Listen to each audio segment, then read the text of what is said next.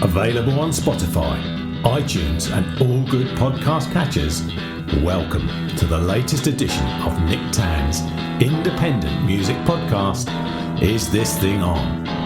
Dedicated to bring you new music from unsigned bands from around the world. This week we bring you Pennine Suite, Masi, Nick Tann, he's there, but we dive straight in with Black Surf.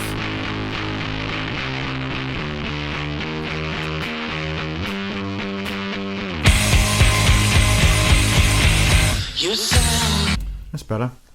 We knew where the end was going to be, didn't we? We did. That was Black Surf, and it was called Army of Sheep. It was called. Really like the name. Yes. I quite like the name Army of Sheep as a band. I think perhaps we are the Army of Sheep. Perhaps are. you and I not, but perhaps the vast population are. They are Leeds based. Lots of... What I liked about it, they're really committed to that. They were... Oh, that's really interesting. Yeah, I know exactly what you mean now. They kept the groove. And it's had that sort of like sing-along chorus bit to it. A bit of that sort of like live would have been really interesting to be in the groove with them. Yeah. It was quite long. Or was it quite long? No, it wasn't that long. I think just the intro sort of added a bit to it. It didn't go where you expected, did it? You hear the intro and then it came in and you thought, that's not what I was expecting. No. Good though. I'm a bit preoccupied. Yes. And the reason I'm preoccupied is because we're videoing this for the first time and we're going to put it up on our...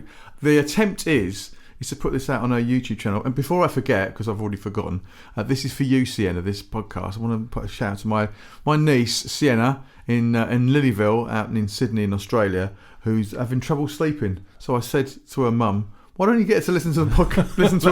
That would send her I'll tell you off. what, get her to listen to this. This will put her to sleep. But obviously that first track wasn't maybe not exactly what we call a lullaby, so it's going to keep her going a little bit. But yeah, I'm sort of preoccupied with I'm thinking, right, so we're going to put this on the channel. So how are we going to do this? How are we going to do that? I'm going to do that. And I've got to edit this out because, that didn't come out. And so, will this come out under that? So it might be, you have to excuse me if I'm a little bit distracted from this because I'm sort of thinking, well, what do I need to do? Not thinking about the music, are you? Well, I kind of am, but I'm not normally. I'll just be sitting with my legs up, picking my nose. But obviously, because there's a camera on me, he's got his legs down. I got my legs down. But yeah, I liked it. I did like it. I love the drums. Actually, the drums really did it for me. I'm listening to a lot of drums at the moment. Solid. Yeah. Because Debbie's bought a new drum kit. Yes. Did we talk about that in the last podcast? We did. No, I don't think we did. No. Debbie is your wife, obviously. For those who don't know, she is, and she's got an electronic kit. A Roland kit, and it's really nice. Yes, really, really lots of fun. And so I'm listening out for that because I know she would like those sort of things.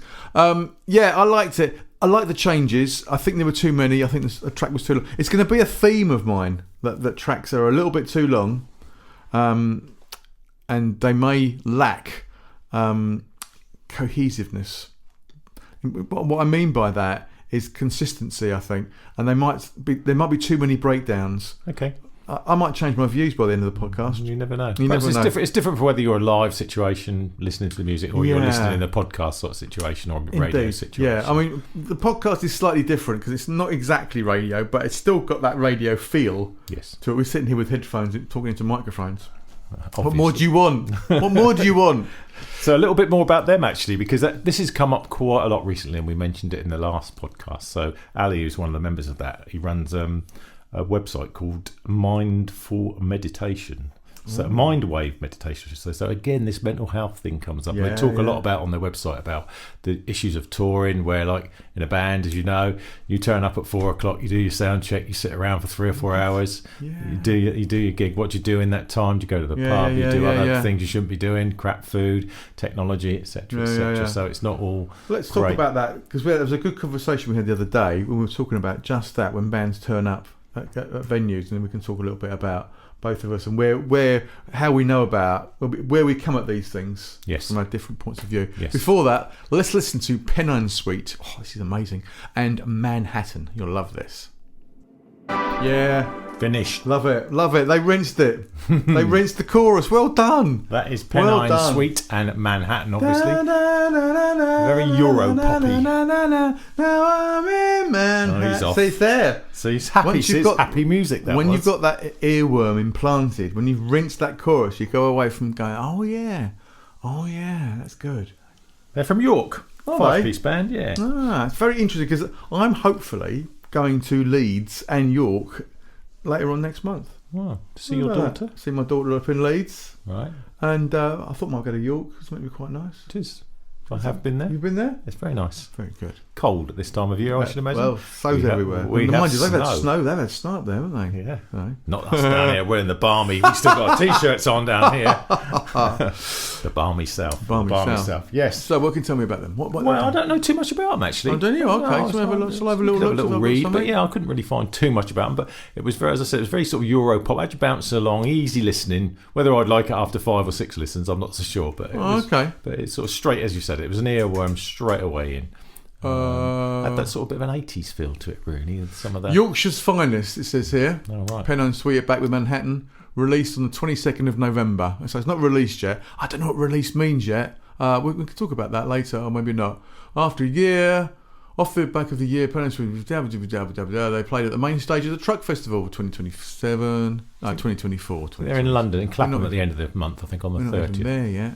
Booked a solo trip. Sat in the bathroom and bags. Yeah, there's some stuff about them. Pufferfish. Good old Joe Lowe's has done her job and sent the stuff over. So yeah, where do we come from, Chris? Two different objectives. So you said to me the other day about a particular. So you work occasionally at Wedgwood Rooms and Square Tower and other places. Yeah, a few little venues. And you mentioned a particular artist that come along. Yeah, who sometimes turns up.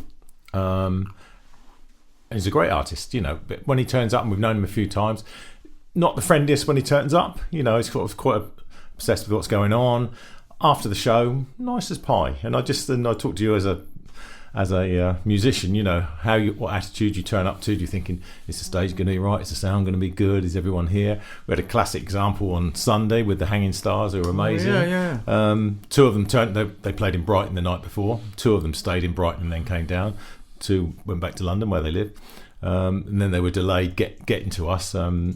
I think 2 turned up about 4:30. The others didn't turn up till 6:15, which is pushing it a little bit for a sound check, etc., because we had 3 artists on the same night. It was fine, but obviously they were getting a little bit tetchy as well, a couple who were already there because they didn't have their guitars, etc., so but some people are chatty as soon as they get there and want to sort of find out what's happening, and others just want to kick back. Okay, I'm here to do a job. Let me do the sound check and then I'll go down the pub. Yeah, it depends, doesn't it? Because you asked me, because you worked at those places and you sort of help backstage and sort of front stage and stuff. Yeah. And I've been in situations where a lot of the stuff that you do, like for a half an hour, 45 minute, an hour gig, there's so much waiting. The hour on stage goes like that. It's gone. Yes. Once you're there, it's gone, and you've got the audience and da. Beforehand, you've got, have I got this? Have I got that? Have I got that? I had a row with my girlfriend before I came out, and I've got, the cat's not well, my budgie died. Traffic was awful. Is the car going to make it? Is this new song I've wrote going to work or not? So you might have lots of things in your head, and you're like, oh God, So when you get there, someone's like, oh hello, it's lovely to see you. You're like, all right, I'm just gonna do this. And then sometimes you get to a place like festivals can be like that as well, where you turn up at the festival and all your gear's there and you're ready to go. I can remember one actually, one festival in particular in Germany did this years ago. Did this festival and we had to sit there wait for 3 hours.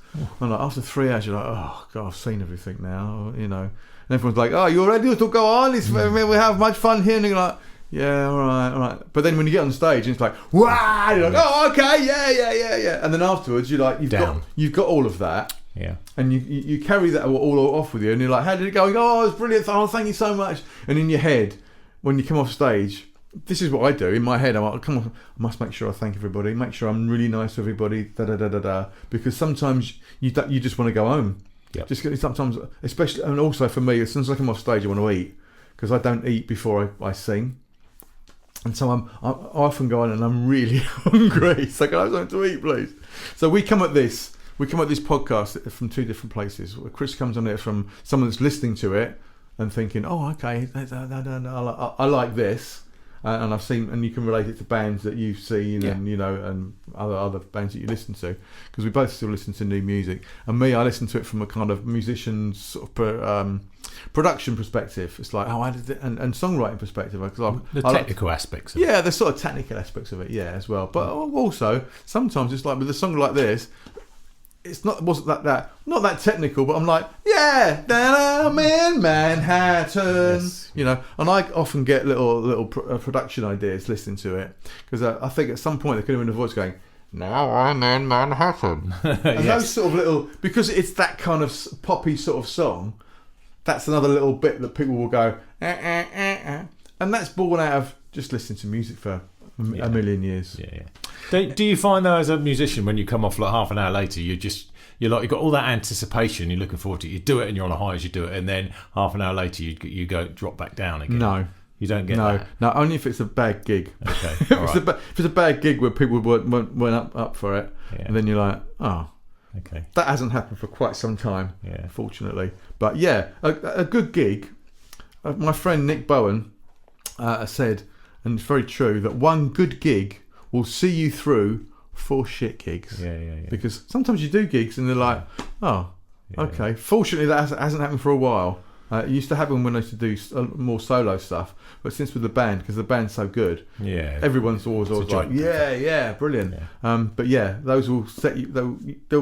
They'll see you through 4 shit gigs. But after that 4th shit gig, you really need a good gig, because if you have too many, you're like, hang on, come on, I'm slugging my guts out here. Anywho, what we got next, Chris? Take my phone. I've got it now. Good, you're back with us. Yeah, sorry, I was cleaning my glasses. Always on a vocal show. Yeah, that was Masi. His name's Joe McGrath. Yeah. Lesser Men was the name of the track. Yeah. From York. Very interesting vocal, wasn't it? It was an interesting vocal. And I questioned you halfway through. Was that him singing the high pitched soprano? I think it might have been. It was. Yeah, they didn't. Alto, whatever you want to call it. He's a solo geezer. Yeah. Solo geezer. Nicely produced and some Very nice nicely little produced. pieces. Recorded in America. Was it? In the Los Angeles. I can tell you a little bit. Oh, he's up on this these days. Aren't I? Doing my job. Life as a young man caught in the repetitive, often stagnant grind of a dreary northern English town. The track captures his frustrations and yearnings for something more as Masi, and is it Masi? Oh, I don't know. Drawing on influences of Beck and Rex, Orange County. Bradford, does it say? Yeah, maybe. No, it doesn't say Bradford there. Recorded in Los Angeles marks its first taste of an album's worth of material called We're Like a Good Album. Despite its California origins, the song retains a raw, distinctive working class reality of Bradford. It does mention it. See, look, you said so that. He's the producer as well, by the look of it. He is. So, that was really interesting. Really nice actually. Yeah, I'll listen back to that and get some more from that. So. It's a beautiful song. It was a very nice song. It was a very nice song. We liked it. So this next song, guess what? It's one of mine from the compilation albums I've been making that no one's listening to. I don't care. I'm going to put them up anyway. I've been writing the notes. I've been writing the notes for the tracks for the album. I've compiled some albums of all the songs that I've recorded. There's 64 of the buggers, and I put it to 5 different albums that are available on Bandcamp. And the first 2 are out, and the third one's going to be out soon. So I've been writing a little, just a little pull-out. Pull-out? No, it's not a pull-out. A little booklet explaining all the tracks and where they come from and everything. I haven't gone into great detail, and this third album's a little bit of a slog because I've only sold 1 of each, and so no one's buying it, so no one's really that interested. So it's like other singer-songwriters out there will get this and will understand the grind that I'm writing these things and I'm releasing these songs because I want to. I don't want to make loads of money. That's like, well, a bit of money will be all right. But I'm releasing these albums because I just want a log of all these songs that I've written. I want them to be available somewhere so I can look and go, oh yeah, that's like that. Otherwise, it just sits on a hard drive somewhere. But no one knows who I am. No one's listening to them, and so to get the exposure. No, not Not influence. What am I thinking about? I really need another cup of coffee. Actually, we're going to have another cup of. We're going to have a cup of coffee in a minute. Impetus. All right. To get the impetus to write something down that chances are only Drew, my friend in Spain, will ever read is a little bit. It's difficult. Hard work. Difficult. It's hard work to do something that you think, well, maybe someone will see it, someone won't see it. What's the point? What's the point anyway? Do you know what I mean? But that's why we do this, isn't it, as well? We expose, it's about exposure of new music and things like that. So it is. We're putting it out there. It gives up bands an opportunity. You know, we love listening to the music. Yeah. You love picking it, and I love listening to it and talking about it. Mm-hmm. And we put it out there in the universe, and someone somewhere might hear it and go, ooh. You know. Or just doing, that's all I want. Someone listen to it and go, oh. So this track is called How Do You Sleep? And it goes back to a huge crush I had in my teens that lasted a few years. And it's, if you listen to it's all there in the lyrics. And it's How Do You Sleep? And it's like, how can you sleep when you know that I'm here?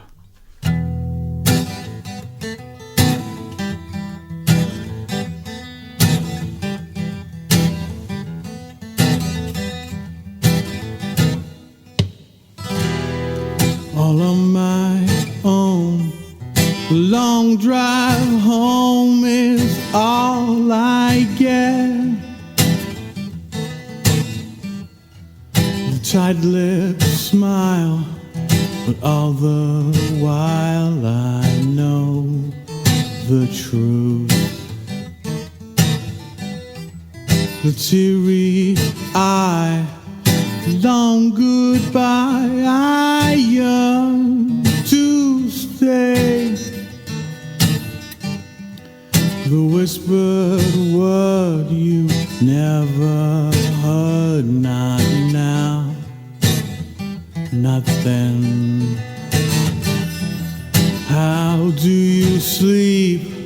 How do you sleep at night? Don't you know that I'm the one? I'm the one who loves you. How do you sleep?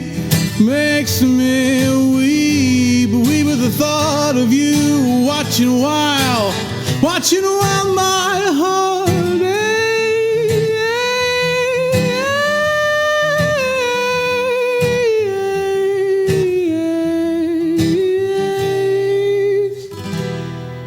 It's come to this.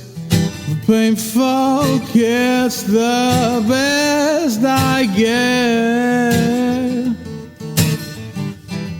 The passion strong lingers on and on and on and on. And don't you know the wound's so deep, but it will keep. You know I will. You know I wear it well, that loving touch. Not as such, it makes me die. How do you sleep? How do you sleep at night? Don't you know that I'm the one? I'm the one who loves you. How do you sleep? Makes me weep with the thought of you. Watching while my heart breaks. How do you sleep? Do you sleep at night? Don't you know that I'm the one? I'm the one who loves you. I wish you'd known me when I was alive. Oh, I was a funny fella. Oh, how do you sleep?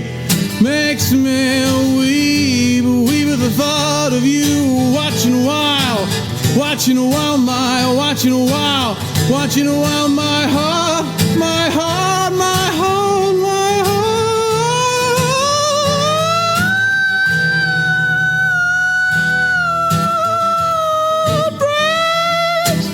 How do you sleep? How do you sleep? How do you sleep? How do you sleep? How do you sleep?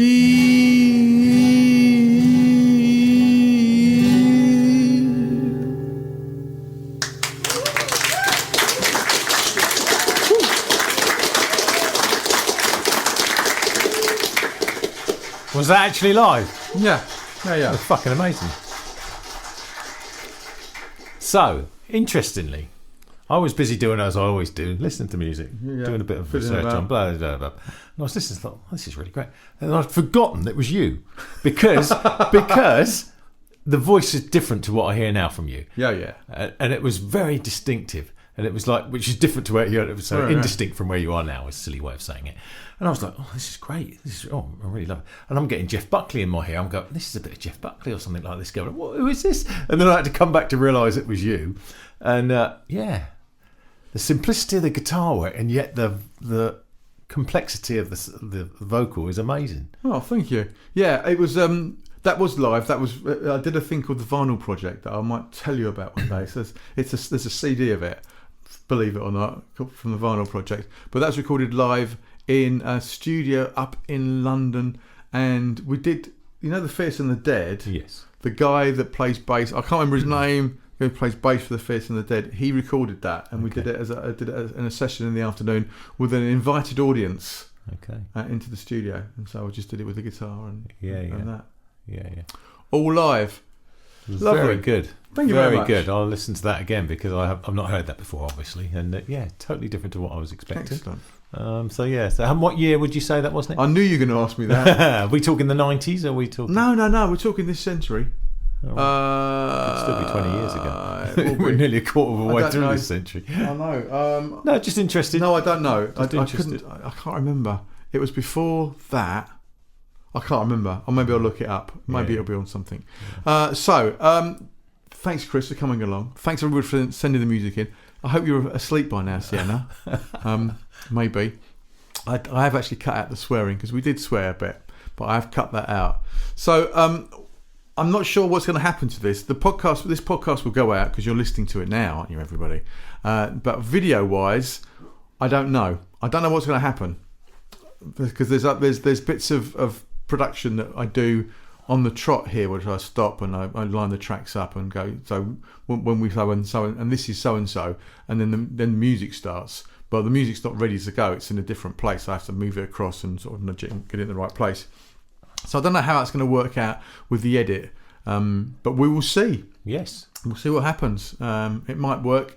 It might. It will come out in some way or form. So when you see this come up in whatever feed that you've got, have a little look and see. I won't put it out. I won't put it out with that. I'll do the video bit of it first. So when you're listening to this, the video will be there somewhere in some way, shape, or form. It might just be us sitting here and an explanation going, "Oh, sorry, we couldn't do," because there's a thing with music and YouTube, you see, with copyrighting and stuff. So I might be able to get around that. I'm not sure. We shall see. But anyway, thanks for coming, Chris. Thanks for everyone sending me stuff in. I know I've said this before, but I'm going to say it again. I love you all. Goodbye. This is the Posh Bird, and you have been listening to Nick Tann's Is This Thing On podcast. Fucking good, wasn't it?